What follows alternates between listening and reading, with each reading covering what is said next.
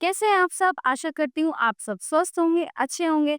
स्वागत है आपका इस कक्षा में। आइए आज हम पढ़ते हैं हिंदी व्याकरण का पाठ 8 वचन। सामान्य बोलचाल में वचन का अर्थ है बोली या कहे गए शब्द, ठीक है? परंतु व्याकरण में वचन संज्ञा या सर्वनाम की संख्या बताने का कार्य करता है। अब जो नीचे लिखे वाक्य दिए गए हैं उनको पढ़िए। लड़का बैठा है, लड़के बैठे हैं। मैं हंस पड़ा, हम हंस पड़े। उसने गीत गाया, उन्होंने गीत गाई। तो उपरोक्त वाक्यों में संज्ञा या सर्वनाम की संख्या एक या एक से अधिक होने का बोध होता है। संख्या में एक, संख्या में एक से अधिक। लड़का, लड़के, मैं, हम, उसने, उन्होंने। तो संज्ञा या सर्वनाम या तो संख्या में एक होते हैं या एक से अधिक। संज्ञा या सर्वनाम का यह रूप व्याकरण में वचन कहलाता है। शब्द का वह रूप जिसे ज्ञात हो कि वह संज्ञा या सर्वनाम के लिए प्रयुक्त होता हुआ है अथवा एक से अधिक के लिए वचन कहलाता है। वचन के भेद। वचन के दो भेद होते हैं। वचन दो प्रकार के होते हैं, एक वचन, बहुवचन।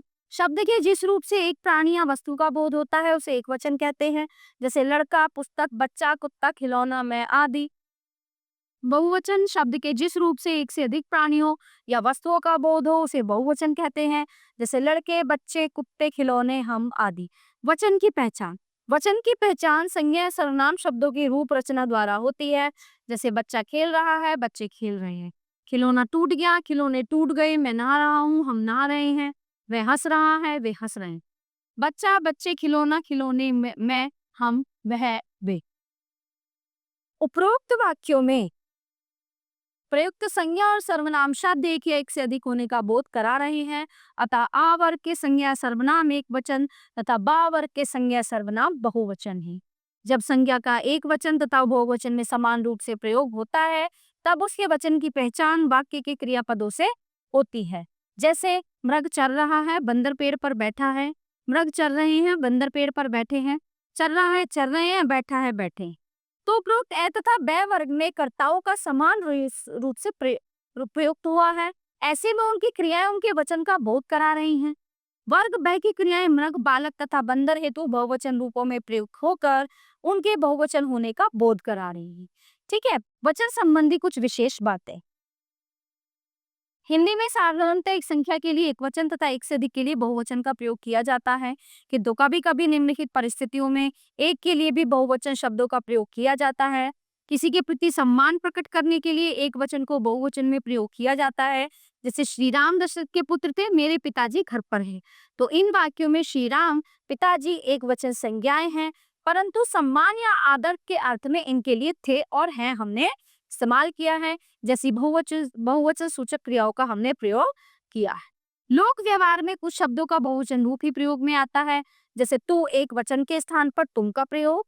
तू का प्रयोग केवल अत्यंत प्रिय या अत्यंत छोटे के लिए ही किया जाता है, अन्यथा ये अप्रिय लगता है और अपमानजनक भी लगता है। तू क्या कर रहा है, तू कब आएगा। तो तुम क्या कर रहे हो, तुम कब आओगे। ये वाक्य सुनने में प्रिय तथा सम्मानजनक लगते हैं। कभी कभी बड़प्पन दिखाने के लिए भी मैं के स्थान पर हम का प्रयोग कर दिया जाता है, जैसे ऑफिस जाते समय पिताजी बोले हम शाम को 5 बजे आएंगे। मंत्री जी बोले हमने जनता से जो वायदे किए थे उन्हें पूरा करने का प्रयास करेंगे। जिन संज्ञा शब्दों के साथ जाति, दल, सेना, समूह आदि प्रयुक्त होता है उनका प्रयोग केवल एक वचन में ही किया जाता है, जैसे संसद में कांग्रेस सबसे बड़ा विपक्षी दल है। विरोधी दल की रैली में कल जनसमूह एकत्र होगा। वानर सेना ने देखते ही देते सारी लंका उजाड़।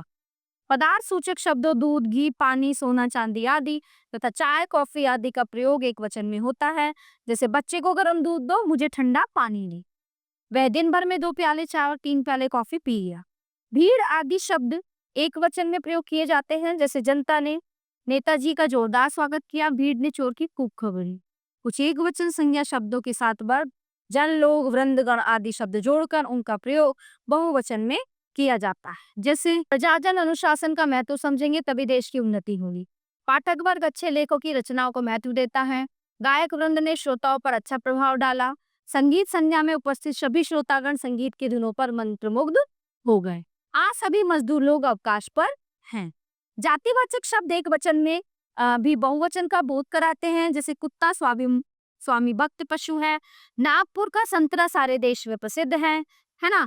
साधारणतः व्यक्तिवाचक तथा भाववाचक संज्ञाओं का प्रयोग एक वचन में ही होता है, जैसे दिनेश कक्षा 8 में उत्तीर्ण हो गया, इस सेब में मिठास कम है। कुछ संज्ञा शब्दों का प्रयोग सदा बहुवचन होता है, जैसे दर्शन, मैं आपके दर्शन करने आया था। आंसू, उसका दुख देखकर मेरे आंसू निकल पड़े। हस्ताक्षर, मैंने पत्र पर हस्ताक्षर कर दी। तो एक वचन से बहुवचन परिवर्तन संबंधी नियम। तो सबसे पहला नियम है अकारांत पुल्लिंग शब्द में अंतिम अ को ए कर दिया जाए। बेटा बेटे, लड़का लड़के, चश्मा चश्मे, जूता जूते, ताला ताले, चूहा चूहे, कीड़ा कीड़े, घोड़ा घोड़े। अकारांत स्त्रीलिंग के शब्द में ए जोड़ दिया जाता है, जैसे आंख आंखें, साइकिल साइकिलें, मशीन मशीनें, दीवार दीवारें, कमीज कमीजें, किताब किताबें, छत छतें, बहन बहिनी। आकारांत स्त्रीलिंग शब्दों के अंत में ए जोड़ दिया जाता है ना। छात्रा छात्राएं, कविता कविताएं, कन्या कन्याएं, लता लताएं, कथा कथाएं, लेखिका लेखिका। इकारांत और इकारांत शब्दों के अंत में यहाँ जोड़कर ई को ई कर दिया जाता है। नारी नारियां, नीति नीतियां, जाति जातियां, रानी रानियां, चाबी चाबियां, रोटी रोटियां। स्त्रीलिंग शब्दों के अंतिम या को या करने से चुहिया चुहिया, लुटिया लुटिया, बिटिया बिटिया, डिबिया डिबिया, कुटिया कुटिया, चिड़िया चिड़िया। उकारांत उकारांत और औकारांत स्त्रीलिंग शब्दों के अंत में ए बढ़ा देते हैं तथा ऊ को ह्रस्व ऊ कर दिया जाता है, जैसे लू लुए, धेनु धेनुए, गऊ गौए, बहु बहुए, वस्तु वस्तुएं, वधु वधु। कुछ एकवचन शब्दों में गण जन दंड वर्ग लोग समाज आदि शब्द जोड़कर उन्हें बहुवचन बनाते हैं, जैसे मित्र मित्रगण, प्रजा प्रजागण, गरीब गरीब लोग, आप लोग, मजदूर मजदूर लोग, पाठकगण, विद्यार्थीगण और ऋषि समाज। कुछ शब्दों जैसे भेड़ बकरी, गाय भैंस, घोड़ा गाड़ी जैसे समस्त पदों का बहुवचन बनाने के लिए केवल अंतिम शब्द में परिवर्तन होता है, जैसे कंडक्टर सवारियों को भेड़ बकरियां समझे, बस में ठूं से चला जा रहा था। कुछ गाय भैंसे लू के कारण मर गईं और गांव में आज भी यातायात का साधन घोड़ा गाड़ियां हैं। तो प्यारे बच्चों, ये था हमारा पाठ वचन जो यहीं पे समाप्त होता है। आशा करती हूँ ये पाठ आपको बहुत अच्छे से समझ आया होगा। मिलते हैं अगली कक्षा में। धन्यवाद।